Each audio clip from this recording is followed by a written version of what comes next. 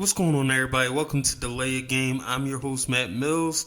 I hope you're doing well whenever you're listening to this. I did take a week off in reference to my birthday and just wanted to enjoy some time with the family.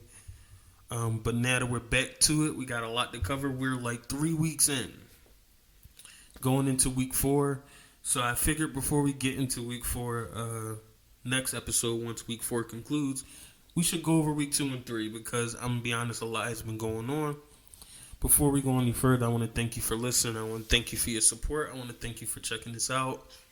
I hope that you take time to comment, like, subscribe, and that if there's anything you want covered or it hasn't been mentioned or anything like that, please let me know.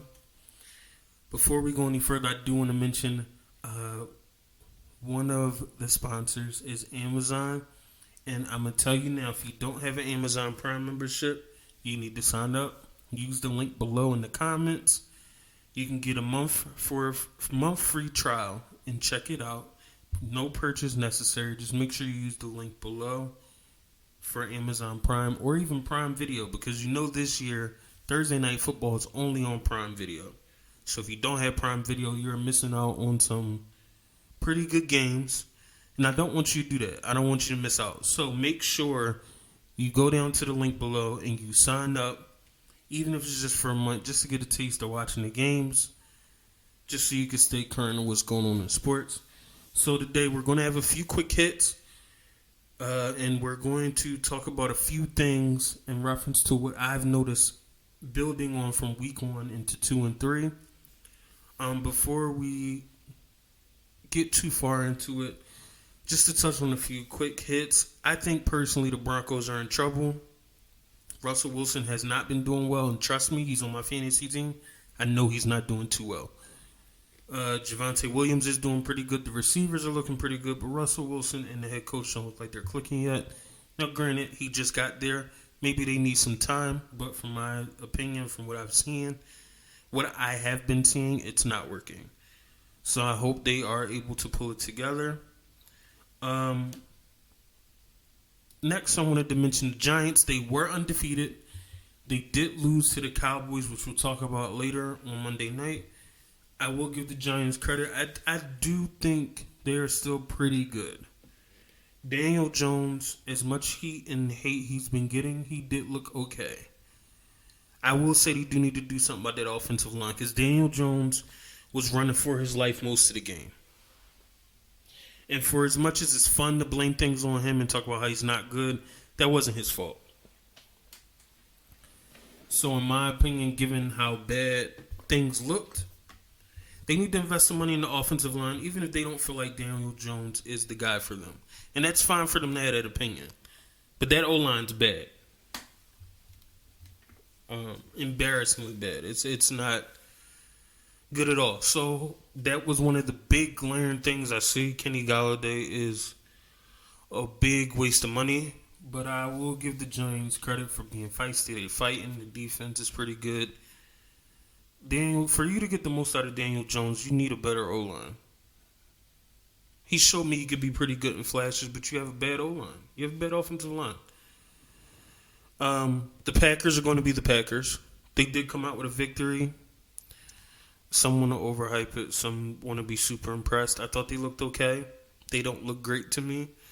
But given the division that they're in and how bad the Bears are, because that's another quick hit, the Bears don't look good. So time will tell. They don't look too hot. So, like I said, take that for what you will. The Packers will probably win their division again. The Browns are an interesting team. And I will say, even though the backup's in, and Amari Cooper is, of course, good at home and bad on the road, they do look pretty good. And I think they could look good until Deshaun Watson is back. And that is what I will say. As long as they don't do anything stupid and they don't have any injuries, I think they're in good shape. Time will tell, but I think that is something to keep in mind for a quick hit. Another quick hit, and we're almost done soon. The Colts aren't anything special. They are a disappointment for me. I thought they were going to be good with Matt Ryan. Obviously, they're not. It's not clicking how I thought it would. Jonathan Taylor is not looking as dominant as I thought he would. And I don't think that's necessarily on him. I think part of that is coaching and should be taken into account. But I'm definitely backing off the thought that the Colts could be a playoff team. They could put it together at the end and make a run. Time will tell, but I'm not going to put any money on it whatsoever. I'm not going to. No. Just no. Mac Jones being hurt. Sorry to hear about that. The Patriots don't look that great anyway, and if Mac Jones is going to miss time, I'm sure that is not going to help their cause. The Chiefs. The Chiefs are only looking good because of Patrick Mahomes, so let's give him his credit. But let's be honest, they are not the same team. They are... they'll still make the playoffs. I think they'll still be competitive. They are not the same team. And let's just get that out the way. They missed Tyreek Hill. I think many of us thought that they would be okay. They are not the same team. They're not even close to the same team. They did pick up people in the offseason, and I thought that would be a bigger deal. Juju hasn't looked great. MVS hasn't looked great. I think Sky Moore will emerge towards the end of the season. Clyde Edwards-Helaire, surprisingly, is having a pretty good year. But the Chiefs aren't looking impressive. They're not looking dominant. They're another one of those teams. I think they'll still be in the run. I think they'll still make the playoffs. But let's just be honest, they're not the same team. So that was it for some of our quick hits. Quick fantasy just shout out. It's just been a rough season all the way around. I know a lot of the players you drafted high, from Jonathan Taylor to Christian McCaffrey to Justin Jefferson to most of the running backs, Dalvin Cook, Alvin Kamara. There will be a rebound. I will say maybe it's something about this season that a lot of teams have been slow to warm up. They haven't been looking. The fantasy football season, they haven't been clicking. So I will say, don't do any hasty trades. Don't break up your team too fast. I don't care your record. If you're 0-3, don't just haphazardly blow up your team. Now, if you're upgrading, I'm not mad at you, but do not blow up your team yet. Don't. That is my biggest fantasy advice. Don't blow up your team yet. So we do have a few topics we are going to get into, and then we're going to sign off. The first thing I will say, I have to do a little bit of the local news, but I don't think it's that important, so I'm not going to save it for last. The Steelers have potential. And if you're listening, hear me out. I am a Steelers fan. Matter of fact, I'm sitting in the Steelers hoodie. But I will tell you, I think the Steelers have potential. I think the defense is pretty good. I will admit they're not the same without T.J. Watt. With T.J. Watt, they might be a top 5 defense. Without him, maybe low 10s, high teens as a defense, possibly. I think the offense is underrated in the sense of I think it's very talented. With the receivers, the tight end, I think Najee Harris. Trubisky, I will say, I know I've been campaigning for Trubisky to lose his job. He is not as bad as I say he is. I will give him a little bit of a break because the offensive line is rough. He needs help. He needs protection. And I do think that hopefully we'll see the offensive line gel and operate at a higher level. And maybe we'll see Trubisky operate at a higher level because I do think he has the ability to operate at a higher level, but he has not been. And I think part of that is because of the offensive line. I mean, not to say Trubisky was ever great, but I'm sure the offensive line is keeping him unsettled. He can't get comfortable in a new offense, new system, new players, and the offensive line's bad. He's not going to be comfortable. He's not going to be productive. The offensive line is the problem. So I'm holding out hope. I do still want to see my guy come in. But I do want Trubisky to get a fair shot. So I'm holding out hope for him to get a fair shot. We do have to also talk about the Dolphins. The Dolphins have been getting a lot of hype. At the time they were undefeated. They currently are not. They just had a loss. And we're going to talk about that in a second. But I actually think the Dolphins are better than people thought they were. Do I think the Dolphins are going to win the Super Bowl? No. I think, of course, they have a puncher's chance of making it. I think they are a better team than people gave them credit for. I heard him talked about the Melvin Ingram pickup. I think has been very helpful for their defense. Their running game leaves much to be desired. Much to be desired, but it's okay. I think the Tyreek Hill trade has been big for them and very helpful for their offense. I think that was probably the biggest move of the offseason if we're going to look at how it's impacting teams. Probably the biggest one. As far as translating to success, it probably was the biggest move that could have been made. So I will give them a lot of credit. I do think the Dolphins have potential to make a run.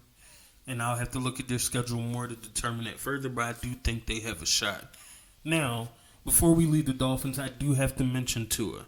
I do have to mention that I think his injury was mismanaged. And I'm not going to dwell on this because I'm not an expert, but I will say, after watching the clip when he first got hit last week, and he could not find himself back to the huddle, that's concerning. And I get it. They said it was reported it was a back. Then they reported it was other issues. If the man is holding his head and is stumbling to get his bearings together to get back to the huddle, I'm not going to rush him through concussion protocol. And I understand the business of the NFL. I'm not rushing him through that. Now, there's a chance these are two separate issues, and these were just bound to happen. That's not my place to call. I will say when I saw the first play, something didn't look right. And I hope this is a wake-up call that they will manage people's health better. Now, granted, like I said, it's a business. Who knows? The hit that I saw last night was crazy.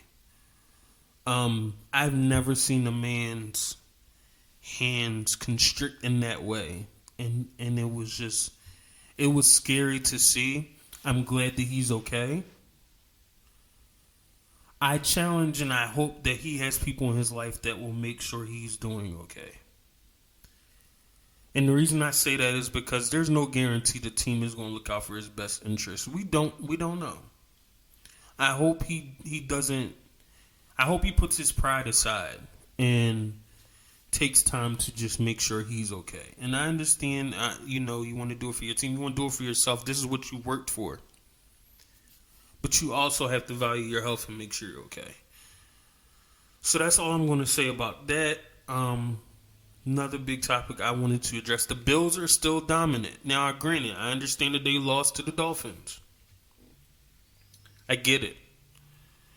But the fact that the Bills dominated yards, points, time of possession, well, obviously not points, but time of possession, they were dominant in all facets of the game despite losing. And you can make the argument they lost because of bad time management at the end, but that's a different story. There was nothing I saw from the Bills that would make me think they're fake contenders, that would make me think they don't have what it takes to go further and to make it to the Super Bowl. Their dominance was still on display, just like it was the previous few weeks. Now, granted, they didn't run the scoreboard up, but that happens when you play good teams. But their impact on the game did not change. There was nothing that I saw from that to be like, oh, the Bills are pretenders. The Bills aren't serious. The Bills are going to be the problem. The Bills are still the best team in the AFC. I have not seen anything different to give you a different opinion. The Bills are the best team in the AFC. So we'll see what happens in reference to that. But I just wanted to make mention of that I don't think it's over for the Bills because they lost. I do have to touch on this also, as much as I don't want to say it. I'm not a Cowboys fan, but the Cowboys are still winning. They're 2-0 without Dak. Now, that doesn't mean I'm making an argument that Cooper Rush is better. What I am saying, they're doing what is necessary to keep them afloat while Dak is out. Because they are still afloat and they are still rolling while Dak is out. They're second in division. They're probably holding a wild card spot now. Granted, who cares because it's still early. But these are the games you do have to win when your starting quarterback is out. So I need to give the Cowboys credit. They are winning the games they should win. Now, let's continue to watch and see if they win this week.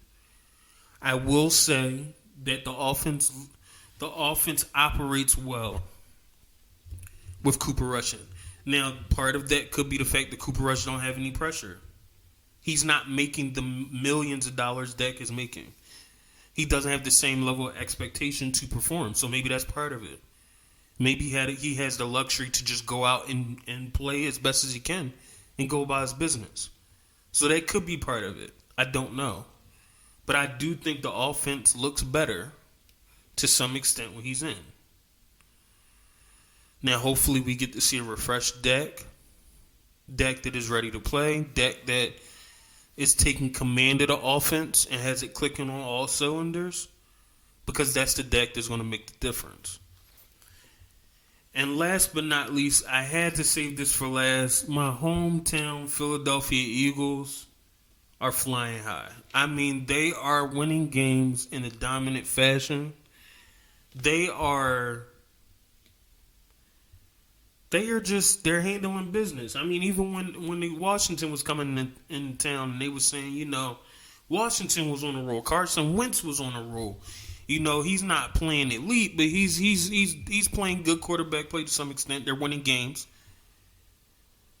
Or they're competitive, should I say. And people was just, this is going to be an interesting matchup for the Eagles. And the Eagles came out and smacked them around. And for some reason, people just don't want to give the Eagles the credit they deserve. Now I'm starting to hear it after week 3. But the Eagles have been playing ball all year. Jalen Hurts deserves credit for improving his game. The Eagles deserve credit by putting the right pieces around Jalen Hurts for him and the team to be successful. And I want to give a shout out to Jalen Hurts about the whole Devonta Smith situation. Not saying Devonta Smith was mad when he had no catches and no yards the first game. But he went to him and told him, hey, we're gonna get it right. We won, but we're going to get it right. Next game, Devonta Smith had a good game. Game after that, Devonta Smith had a great game. That's leadership. I think Jalen Hurts is a great leader. He's a great winner, a good football player, and I think they believe in him. And that's why I think the Eagles are dangerous. I think they believe in Jalen Hurts. They follow Jalen Hurts. They want to go into battle with him. And given that the Eagles have a pretty good schedule to actually make a run, I think the Eagles put the NFL on notice. I think the Eagles put the NFC on notice. And we can't sleep on the fact when they spanked the Vikings. Because the Vikings was getting that talk. I was giving that talk about Justin Jefferson is probably the best receiver in the league, and I still feel that way. He just has a liability on offense called Kirk Cousins. But that's a different story. The Vikings were getting a lot of talk about possibly making a run this year. And the Eagles put them on notice too. And the reason I want to bring this up is because the NFC looks bad. The Bucks, rough. Packers, overrated. 49ers actually can make a run. Cardinals look bad. Seahawks, done. The Saints look rough also. The Eagles are head and shoulders above a lot of these other teams in the NFC. And I know they don't want to see the Eagles. They on a roll and I don't see them stopping. So I think the rest of the season is going to be very interesting. And I know Philly's about to be very interesting because the way it's looking like the Eagles going to make another run to the Super Bowl. And I'd be happy to see 2 in my lifetime. So we'll see what happens. I want to take time and thank you again for tuning in. Thank you again for listening. Thank you again for the support. Make sure you like, comment, subscribe, share. If you have something you want discussed, if you got questions, just leave them in the comments. Make sure you let me know. And make sure you get Prime. So you'll be able to watch Thursday Night Football. So when we talk about it, you know what happened. You got to see the whole game. You know exactly what's been going on. So until next time, I hope that you have a good weekend. I hope that you spend time with your family, get to relax, do something fun, and make sure you enjoy the football games too. Have a good day.